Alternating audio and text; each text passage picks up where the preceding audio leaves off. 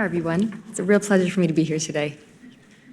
Es ist ein Vergnügen in a Covid, Tage a Covid, du zu sein, modiert zu sein, den Preis auf der Kategorie von jiddische Literatur zu Goldie Morgenthaler. It is my distinct pleasure to present the award in Yiddish literature to Dr. Goldie Morgenthaler for her translation of a collection of writings by Chava Rosenfarb entitled Confessions of a Yiddish Writer and Other Essays.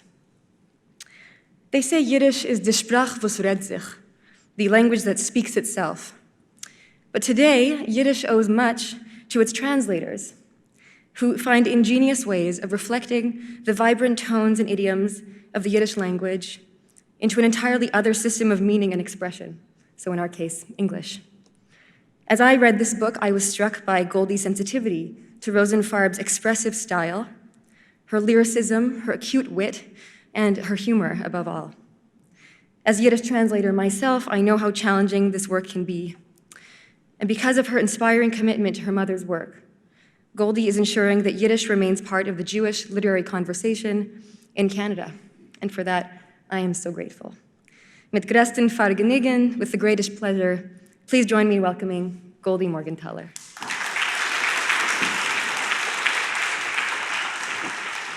Shining down.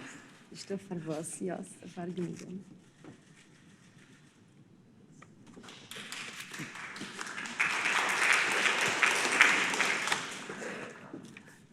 Mut mich gebeten, als ich soll sagen, ein paar Wörter auf Jiddisch. Aber ich hoffe, als die von euch, was kennen Jiddisch, werden mir möglich sein, was ich will reden auf Englisch, zu lieb dem, was geht reden wegen Jiddisch, in was gewollt, als alle sollen verstehen.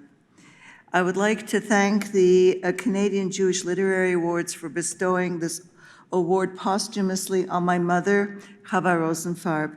It is truly a distinction that I am honored to accept on her behalf. I especially want to thank the committee for recognizing Yiddish as a distinctive category, thereby assuring that works that have been translated from Yiddish, such as this one, will be celebrated and recognized. We live in a world of obsolescence. New technologies, fads, fashions are born and go out of style with blinding speed.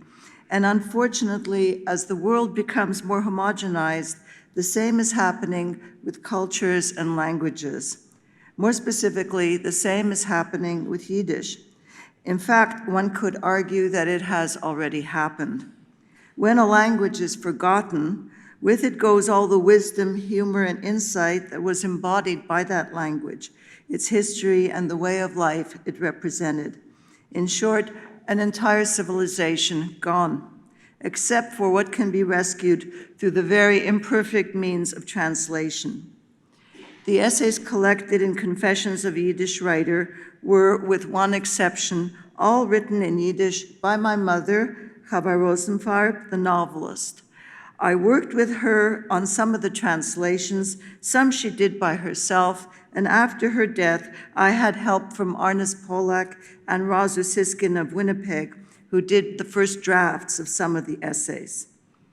Chava wrote all her novels in Yiddish because Yiddish was the language of her home in Lodz, Poland, and of her heart, and because Yiddish was the language of the majority of Polish Jews before the war.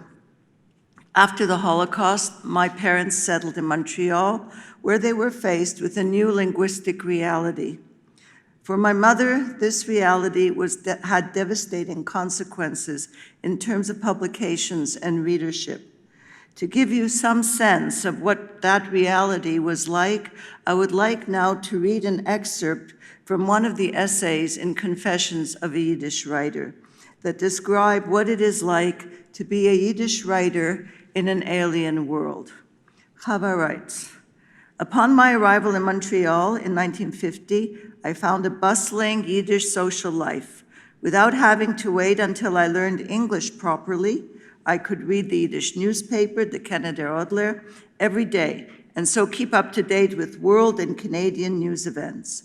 I counted more than 40 Yiddish writers living in Canada in the years after my arrival, writers of international reputation and recognition all over the Yiddish-speaking world, as well as more marginal writers called graphomans. But by the 1980s, that time was gone. So what does it mean to be a Yiddish writer in Canada today? Writing in Yiddish is not the same as writing in any other language. Most languages have a home and native land where potential readers speak the language of the writer. This is not true of Yiddish. For me, writing in Yiddish has meant writing in a language that my son cannot read. It has meant relying on translation with all its inevitable imperfections to be read at all. It has meant feeling like an anachronism and hoping that that feeling is mistaken. Yiddish is my own language, as near to me as the skin on my body. In my youth, when I voraciously read the works of the great European writers, they all spoke to me in Yiddish because I read them in Yiddish translation. Yiddish was my Esperanto, my key to understanding the lives of other peoples. It established the affinity between me and them, giving me an entree into the obscurest corners of the human soul. To me, Yiddish was never a parochial language. On the contrary, Yiddish literature was a splendid edifice with open doors and windows. When I started to write in Yiddish, I was hoping to emulate my foreign language idols, that is, the European writers whom I worshipped and read in Yiddish. My burning ambition was to be deserving of their distinguished company. They were my literary role models, my guides, who taught me that the only way I could join them was not by emulating them, but by being true to myself in the fullest sense of the word and writing in the language that best expressed my authentic self, that is, in Yiddish. Now my literary friends and fellow writers are all gone. Yiddish Montreal no longer exists. I am a writer and I cannot speak only to myself. But as I venture out into broader English language waters, I am overcome by trepidation. I wonder whether I, with my painful history and my East European Jewish sensibility, will be understood by an English language readership. Will Canadian readers appreciate my style? Will they accept my fiction's harrowing subject matter? Will the translation be good enough to convey my meaning? What affects me most is the continual sense of isolation that I feel as a Holocaust survivor, an isolation enhanced by my being a Yiddish writer. I feel myself to be an anachronism, wandering across a page of history where I do not really belong. If writing is a lonely profession, the Yiddish writer's loneliness has an added dimension. Her readership has perished. Her language has gone up with the smoke of the crematoria. She creates in a vacuum, almost without a readership, out of fidelity to a vanished language, as if to prove that Nazism did not succeed in extinguishing that language's last breath, that it is still alive. Creativity is a life-affirming activity. Lack of response to creativity and being condemned to write for the desk drawer is a stifling, destructive experience. Sandwiched between these two misfortunes struggles the spirit of the contemporary Yiddish writer. Nevertheless, I hold to my old romantic belief that writers of all times and places belong to a noble fellowship, that although they are the voices of their own cultures and languages, they transcend these boundaries. This belief helps me surmount my doubts as I reach out in my foreign language of English to the hearts and minds of the people among whom I live.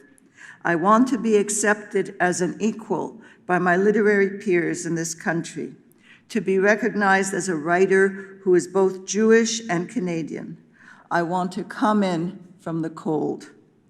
So thank you to the committee and to all of you, my mother's potential readers, for allowing her to come in from the cold. Thank you very much.